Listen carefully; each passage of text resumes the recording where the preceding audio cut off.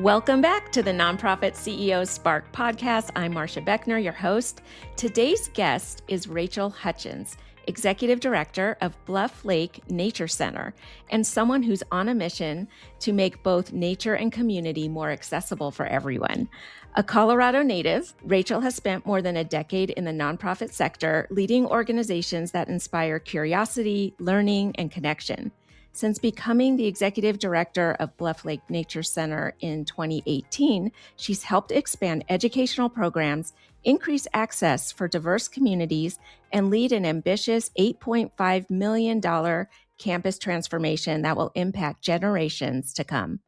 But what I love most is that despite overseeing major growth initiatives, Rachel's favorite days are still the ones spent exploring nature with kids, searching for animal bones, hunting for insects, and helping young people discover the wonder that's been right in front of them all along. Rachel, welcome to the podcast. Thank you so much for having me. I'm excited to be here. Me too. I've been so excited for this conversation. So, Rachel, when people hear that you've led Bluff Lake through significant growth, expanded its programs, increased accessibility, and launched an $8.5 million capital campaign, it's easy to focus on your success with the outcomes. But I'd love to go back to your earlier years as an executive director. What did those first few years really feel like? And what were some of the leadership challenges you faced that nobody could have fully prepared you for?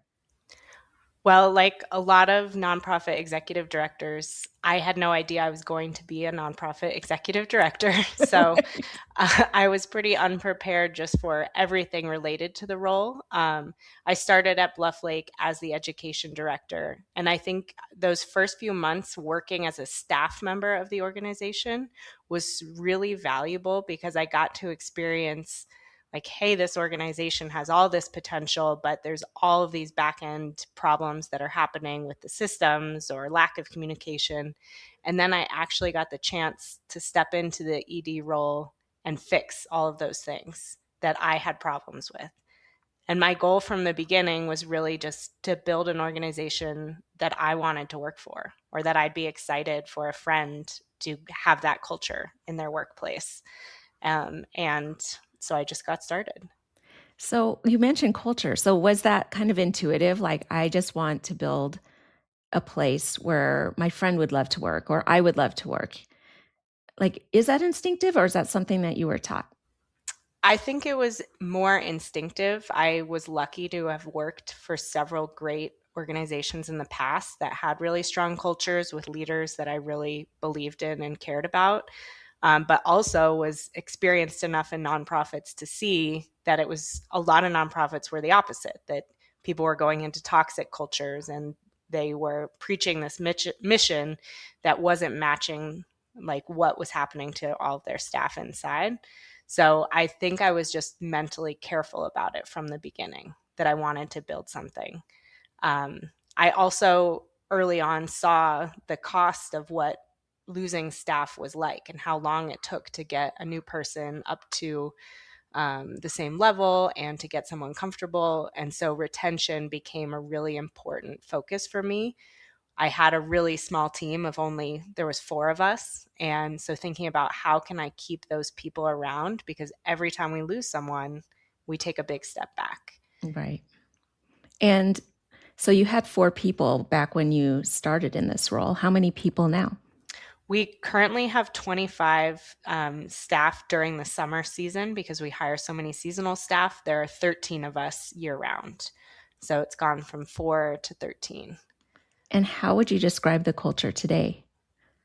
I think that the culture is one that people feel very listened to and valued, and that we are all people first. And we're here and so lucky that we get to work for this organization. But we really, as an organization, value our time off, being able to step away, boundaries, and all of those things that allow us to really come to work and be present and excited and happy to be there.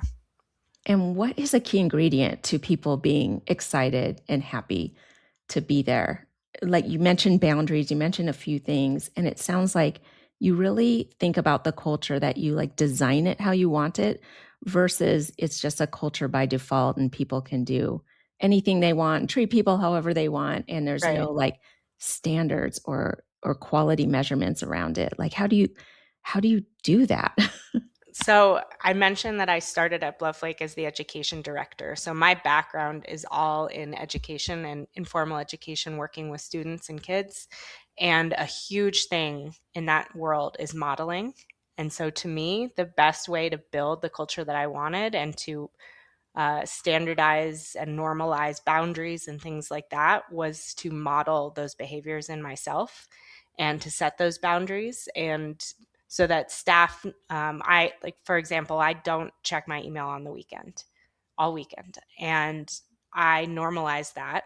So my staff don't feel like that's an expectation for them, that they need to be checking email on the weekend. And I know there are tips and tools and you can schedule emails ahead, and some people's schedules require them to do some hours on the weekend. I understand that, but by modeling it, it gives the staff permission to have those same behaviors, and not have this like drastic difference between what leadership is doing and what they're doing. And is there, as you think back kind of the last 8 years that you've been the executive director there, can you think of any like mistakes that were made or lessons learned where, because it's never a straight line, right? It's always kind of trial and error, especially as there's not really like formal executive director training typically. You kind of got to feel your way through it sometimes. So can you tell us about like any mistakes or lessons learned? I think there's been so many, and part of it is that when you step in, you're constantly learning. You're constantly being faced with employees that force you to make a new policy that then is better for all of the future employees. So I can think of moments when, even before the pandemic, that we had employees wanting to work from home. And so I had to develop a work from home policy. But then we had that when going into the pandemic, which was incredible because we already had that system in place. But a lot of the policies that we've created have been reactive in times. And I am learning how important it is to set that policy up before you're in that moment where you reactively need to make a policy in order to fix some outcome. But a lot of things like that, as a small nonprofit, it's not like you just get handed this big policy notebook that covers every single situation that could ever happen. So Mhm. we've had to build a lot of that out. So there's a lot of executive directors listening right now, and they're like, so, and I like to make this very actionable and practical for people. Off the top of your head, are there like a couple, two, three policies that you think that people should have ahead of time, but they haven't thought of it because they haven't been faced with the situation yet? Like, what's been the most Mm. important policies that you wish you had ahead of time, and now you have them? That's a great question. I think some of the policies that I've built that I think are the most helpful for our staff are related to comp time, overtime, and how 40 hours is met, and making sure that that expectation is very clear for everyone. Because I saw in my organization and others, people working 60, 80 hours, and then they'd leave and feel like they needed to be compensated for this 400-hour bank of hours that they had collected in comp time. And that isn't good for them. It's not good for the organization to have to pay that out. So we developed really strong policies around like how much comp time could you have? What does comp time even mean? Who can accrue that versus overtime? And partnering with, we work with Employers Council, who helps us a lot with our policies. So making sure, even as a small nonprofit, that we have someone legally looking at these things to make sure we're not just making stuff up. Mm-hmm. That's a big one. Another one that I feel strongly about is a language differential policy that we created for our staff, so that if they're using language in their job and it's not a requirement, that they're compensated for that. And it's not just um, being taken advantage of, that they speak another language. Oh, okay. So for bilingual Yep. staff, Yep. do you offer extra pay? Yes, Yeah, because okay. that's a skill that often is taken advantage by employers. Like, oh, this person can speak Spanish, so let's have them do all of our translations, even though that's not in their job description. So if people have that skill and are being asked to use it by Bluff Lake, that they're compensated for that work. Okay, that's awesome. Well, Yeah, I hadn't even heard of that before. So that's a really great, tip that people can take into consideration. Um, I I hear from a lot of leaders, and we have a lot of conversations around Gen Z staff, and I think you have some Gen Z staff a lot, right? We How do do. you think about the best way to manage and lead Gen Z staff in today's day and age? I know kind of a loaded a lot of Yeah. people have feelings about it. Honestly, in my experience, um, I've loved working with our Gen Z staff. I have not had challenges related to like them as a group. And I think that it's partially because we've set really clear expectations from the beginning. Mhm. And like the boundaries thing is so important to Gen Z as a generation, that people have boundaries and that they're respected. And so, again, the fact that that's modeled in leadership, that I have boundaries, it gives my Gen Z staff the ability to also have boundaries. But then I don't feel like they're unreasonable. So, protecting that they have a weekend and that they're not asked to work on a weekend when that's not part of their job description. And maybe part of me, it's because I always legally am thinking about like, hey, if someone's doing work that's not matching their job description, that's a problem. So I really Mhm. make sure that the job descriptions are very accurate to what it is. And Mhm. that way when there are problems, I can just point back to it and say, hey, this is what you agreed to. And if it's not working out, it's not working out. Mhm. But we have, I think the good culture here also just like promotes people being excited and wanting to come work here. Um, Another piece is like I recognized early that we're a nonprofit that's never going to be able to pay people what they would make if they worked, in finance. But what are all the things that we can offer that help? Culture is like a soft benefit that can be added on to a person's salary that has a huge value. And so things like having snacks in our office and getting to know the staff and asking them questions about themselves and boundaries and all of these things, they make it so that even a person that is offered a job for $10,000 more a year might question whether or not that's worth it because of what they have. Yeah, the day-to-day experience at work matters so much. And it also sounds like with your high focus on retention, that once you have people that are really productive and helpful and moving the mission forward and easy to work with, meaning that they're easy to get along with, and that the chemistry between everyone is working, that your focus on retention and boundaries is really a successful strategy for you. And a lot of that came from decisions that we made at the board level and investments that we got from funders in professional development for our staff. So, continuing to provide them educational opportunities, conferences, leadership training, and giving them those things. And look, I understand that Bluff Lake only has a certain amount of growth that you can have because we have a small team. And I love when one of my staff gets a super awesome job and goes out into the ecosystem of nonprofits and then is a Bluff Lake fangirl for the rest of their life. Mhm. And I want to build staff that get to that point and then can like take off and do great things. But I want to get as much from them as I can while they're part of Bluff Lake. So that professional development is just a huge investment that we can make in them.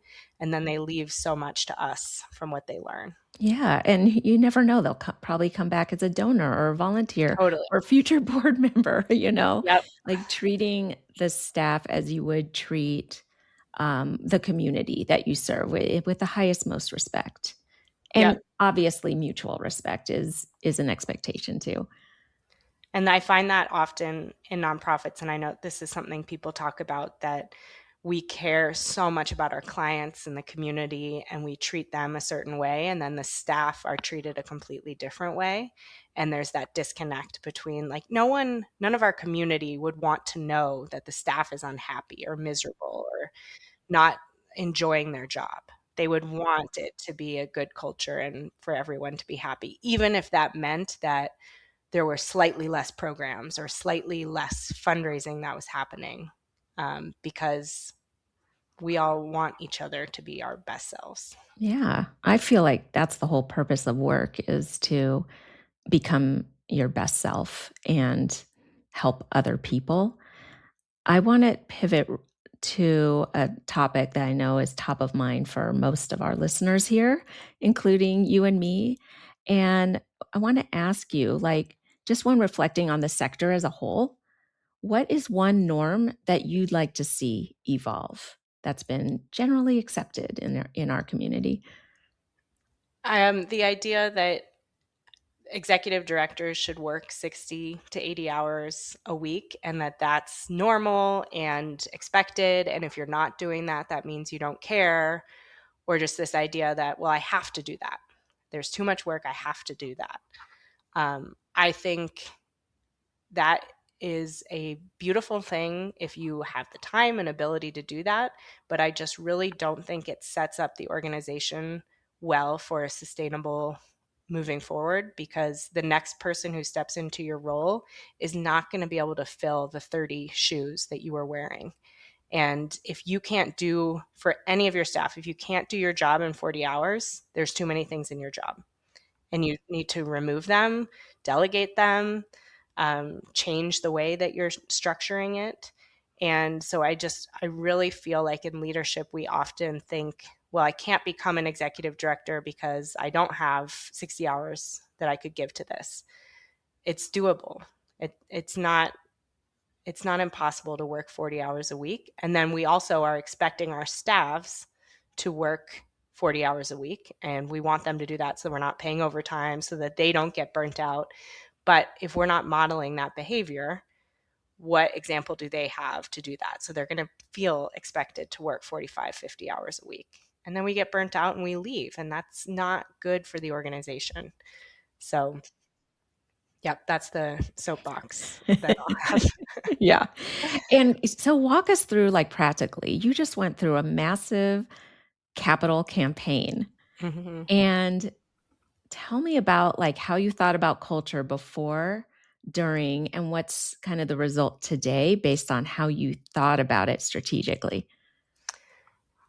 I am so proud of the team that we had during our capital campaign and during construction, because had we not had as strong of culture as we did, had staff left in the middle of construction during that year, things would have been disastrous. My time was so focused on the big picture construction, working with the contractor, the fundraising. If I was dealing with HR also, my brain would have imploded. So I was so thankful that I had that team. And I think that it was important that before construction started, we had built a really good foundation. So we had staff that had been there for several years in all of the key positions. So everyone kind of knew the ropes. They knew how things were going to change and how to be flexible. They also really valued my time, and they knew when to elevate things to me versus when to handle things themselves. And I think that's a big piece of culture, is that staff feel respected enough to take ownership over different things and over different projects. And I have also had 2 children during this capital campaign, so I've taken 2 parental leaves. So I'm really thankful that the organization was strong enough and had the systems for me to be able to do that. But it also, those gave the staff really wonderful chances to step up and to be leaders and to show each other and the board what they could do. And they were compensated for that time, the staff that stepped into my role. So I think that by the time we came to the capital campaign and construction, people just had a lot of confidence that they could handle things. And it wasn't like, Rachel's the only one that can fix things. We need Rachel to answer every question. I really delegated a lot. And that gave the staff such great professional development. And then our team as a whole, just a lot of confidence. But we were for sure exhausted after construction and the campaign, and communication had gotten more challenging. And so now we're moved into our new facility, and just really, I'm trying to focus a lot on, like, wow, we get to work here now in this amazing space that we built together. and how can I make this like the best place for you to work, that you're so excited to come every day, and that you can then in turn give 100% of your time and effort to the mission. And you're not focused or thinking about like, well, I'm not going to give my all because I'm upset about this PTO thing, or Yeah. I don't feel valued. So that's really my role now, or a thing I'm focusing on. And so you mentioned communication. How how do you not just think about like communication being really a key to success, healthy communication? Like, do you have specific habits or behaviors or things that you do that really helps build, like, mend any communication misunderstandings and just keep open channels of information flowing back and giving people that agency to really own their own pieces and also cross collaborate with each other? That sounded like a very loaded question, but Yeah. communication is boiling it down to that. So many of us really are challenged with communicating with our teams. What do you Yes. do that's different? I think that I'm a total geek about the Clifton Strengths Finder. Um, and whenever we have new employees come in, they take that assessment, and I spend some time looking at it, and I try to really understand individual communication styles for different people. I send out surveys that have very specific information about like which one of these three things are going to respond to quickest. And people know that about each other too. So that really helps us be able to say, this is where, if I send you an email, this is like official communications that I need you to read. It's going to have the most in-depth information. But if I need you to respond quickly, I'm going to be sending you a text. And so understanding how people communicate and how they process that information is important. And doing that before we got into construction was important because I didn't have time to learn all of that on the fly, like while we were going through it. But there was also the whole communication piece with the community and with my board, and with like, there was just, I was kind of in the role what I had to transmit information to everyone, and understanding what types of information people needed to know was hard. And it definitely was a learning curve. And I feel like really the community was just so excited about what we were doing that any information they were hungry for. Did you ever find a time where someone was upset because they didn't get the information in time or they didn't get to give their feedback before a decision was made? Yes. Yeah. I think that with construction, so many decisions were being made in every moment. And that again was my job, was to make sure that the right people were in the room for the right conversation. So if we're having a conversation about how this space is going to be used, making sure somebody from the education staff is there and maybe a board member is there that has a perspective because they're a teacher. I'm really proud of the fact that everyone that has worked for Bluff Lake or been on our board over the last 4 years has touched the design and functionality of this building. Like we were all involved in so many conversations. So now that we're here, it like is working really well, and there aren't many changes that I would make to the actual design. But there were certainly moments where something had to be decided fast. And that's part of leadership, is that I have to know when is it a decision that I just need to make, and when is it a decision that I need to involve other people. And how do you set up the culture in advance like you did and set the foundation by understanding people's individual, strengths and communication styles as an example? Because a lot of leaders will make split decisions because they need to, or fast decisions, and then their team is mad at them because they didn't feel like they got to weigh in. How do you successfully do this? What you're doing is it's very challenging. I feel like it's kind of, second nature to you to be really intuitive about other people and when they need to have a voice into a decision or not. But is there anything concrete you can share to other people where it may be like they've just been struggling, like they make a decision, a leadership decision fast, but then their staff is upset at them? Like, how do you smooth that path? Yeah, I think it's gotten harder for me as our staff has grown because I'm not directly supervising. There was a time that I was meeting one-on-one with every staff member, and now that's just not possible. But I think there's a lot of transparency within our organization about how we all spend our time and what we're doing. So all of our time, we all keep timesheets, even the staff members that are exempt. So I keep a timesheet, and it's more showing here's the 8 things that I worked on today. And any staff has access to see those things. And I also, because I took those leaves, a lot of staff got to see what my job is day to day, what it's like. And for the most part, the feedback I received was, thank goodness you're doing that. And I don't have to do that. Yeah. And so I think it gave the staff a sense of, I don't want to be making all those decisions. Like, yeah, maybe I wasn't involved in picking out the color of the wall in the classroom. Like, Rachel made that decision. But I did let the director level staff pick out the color that is in their offices. Um, and I think that they understand that there are decisions that just need to happen. And when people are frustrated with decisions, they also feel comfortable coming to me and telling me about that and explaining that they think that something was wrong. And I try really hard, like psychological safety, thinking about what are the ways that I could show the staff that I've heard what they said. So it's not just that I'm sitting here listening, but like I'm also thinking about 10 other things. I'm listening to what they say, and then I follow up with them the next day or a week later saying, here's like the actionable thing that I did based on this. And it's not always I made the change that you wanted me to make, but I looked back at the budget and like, this is why I can't do that.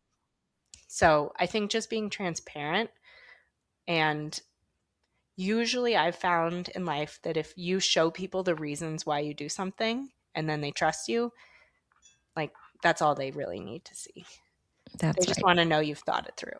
Yes. Well, I think you bring up the real keys to success here, which are you've built the trust. You build trust by being transparent. You follow through when people ask for something different or have a concern about something. You follow through with them afterwards. And the way trust can be broken so easily is that you just nod your head when someone's talking and nothing ever comes of it. Whether they got their way or not really isn't the point. It's really getting back to them, like you said, about why we're going in a certain direction and answering any questions and being a really, really thoughtful listener, which you're doing. Rachel, I've been so excited to have you on this podcast. Truth be told, I only really invite people on here who are focused on culture first as a means to get to their mission, to reach their fundraising goals, to build a team that's really thriving, where people in our nonprofit sector are thinking about health and well-being as central to the mission for their staff, their leaders, their board, everybody concerned. And that translates into successful sustainable organization that's really fulfilling the mission it exists to create. So thank you so much for coming on here. Is there anything else that you thought of while we were talking or that you wanted to bring up that could help executive directors and CEOs really lead and be their best?